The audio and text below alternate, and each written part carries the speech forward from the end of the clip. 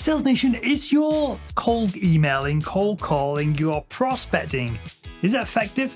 Because you might be sending like 300 odd emails a day and you might be making, 50 to 100 cold calls a day. But how do you know if you're actually making an impact with all of this effort that you're putting in? Because if you're not making an impact, what's the point in doing it? Well, in this video, I'm going to show you how you can learn if you are being effective with your prospecting with a one-line email. So stay tuned and let's get into it. So most salespeople do what their sales managers who haven't sold anything in 15 years tell them to do, and then they wonder why they're not crushing their quotas. That would be like having your grandma write the instruction manual to a brand new iPhone and then following it step by step, even though you know intuitively that there might be better ways to use the iPhone. Now, with that said, some salespeople do deviate from this and they start doing their own thing. If we have failure here and we have success over there, some of them have success. They're crushing it, right?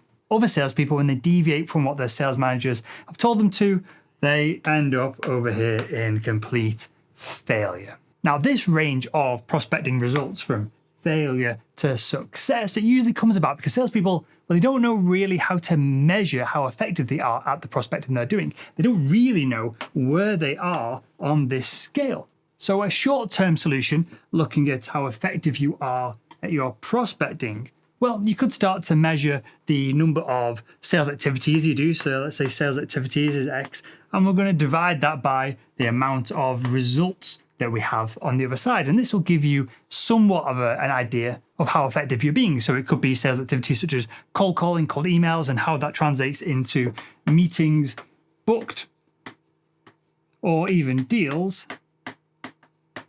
done. Now, the issue with this is that it leads to almost a self-fulfilling message in sales, which is more is better. That the more you do here, the more you're going to get out of the other end. And unfortunately, that's not always true because eventually this up pressure to always do more sales activities leads you to just doing spam activities, hounding the marketplace, annoying people, which leads to less sales results on the other side of the equation. And this idea of more being better in sales prospecting has led to a growth of a billion-dollar market of sales automation tools that most salespeople, if we're being real about it, are just using to spam rather than to influence and sell a prospect. Now, I think that there's a better way to measure your prospecting effectiveness, and you can test it by asking yourself this one simple question. I wish it was more complicated than this, but it really isn't. If I stopped prospecting, would my potential buyers ask where I am? So let's run through this. We're going to break this question down just a little bit, and then I'm going to show you how to ask your buyers this question without it getting awkward or rude in a simple way in just one line and get incredible real feedback from them in just a minute. So let me give you an example of when I've taken a break from publishing podcasts, when I'm quiet on LinkedIn, or when I stop sending messages to the sales leadership that I'm selling salesman.org team memberships to. Most of the time I get potential buyers proactively reaching out and asking me, Will, why aren't you in front of me? What's going on? Are you okay? So with that at the back of your mind, let me ask you, how do your potential buyers respond when you reach out to them, or when you don't reach out to them, in fact? Do they immediately call you back? Do they thank the Lord that you're just not harassing them anymore? Or, well, do they even notice that you're not prospecting them because they didn't know who you were, they didn't care about what you sold, and, well, they're just blocking your emails and calls anyway? Now, I think you can put all of this into a quick scale, right? So if we go over here from one side to the other, we have people who are getting blocked. Then the next level up, if you're here and you're prospecting, clearly you're doing it wrong. Then you have people who are getting tolerated.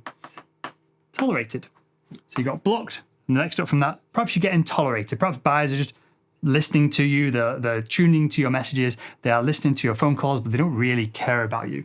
Then the next step, you've got useful. Now, this is when things start to actually become proactive. This is when buyers may even care about what you're saying. And finally, you've got the place when buyers enjoy when you speak to them. And of course, as we go along here, we've got prospecting effectiveness, the likelihood of you going from a phone call, an email to a deal as you scale up these different steps of prospecting effectiveness. So let me give you some of the consequences of this very scale. So if you're only being tolerated right this second, well, make one mistake and you're done, you're toast, you're immediately knocked down to the blocked side of the scale.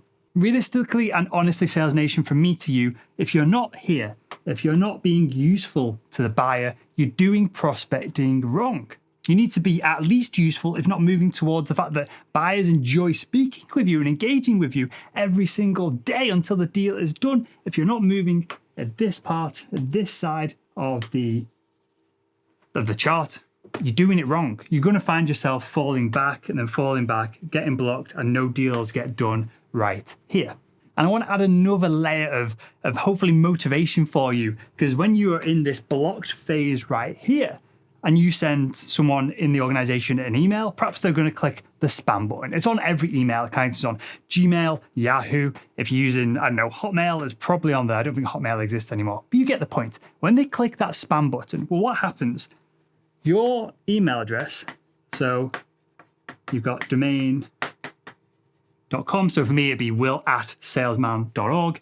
Your domain.com is then put on a watch list. If a couple more people start to click spam because you're sending them really crappy prospecting outreach, then this immediately gets wiped out across the whole of an organization. Imagine if one of your prospecting emails was the final straw, the final spam click that got your domain, your company's outreach, the ability to outreach blocked across Microsoft or Google or any of these large organizations that hopefully you're trying to sell into.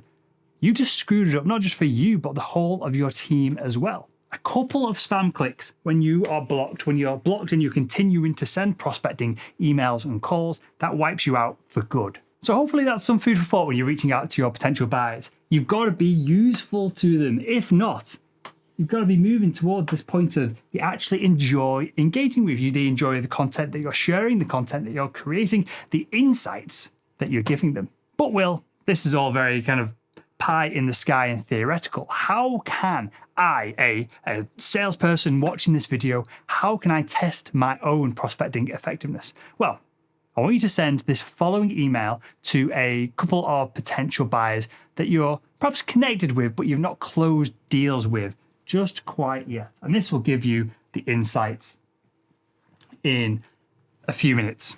You're just going to ask, have you decided to give up on Y project, whatever project that you're working on?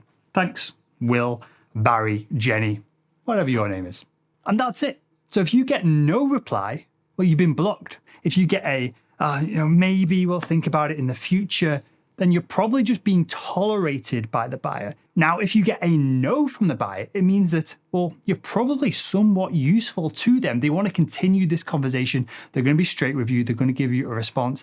And of course, if you get someone saying, hell no, I'll call you in a minute. We need to get on the phone. We need to get this moving. Then of course, the buyer enjoys engaging with you. So this one simple email gives you all of these insights right here. It tells you exactly where you are on this scale of prospecting effectiveness. So there we are. I hope you enjoyed this video. If you did, keep watching one of the videos that are on the screen right now. Subscribe and keep pushing forward.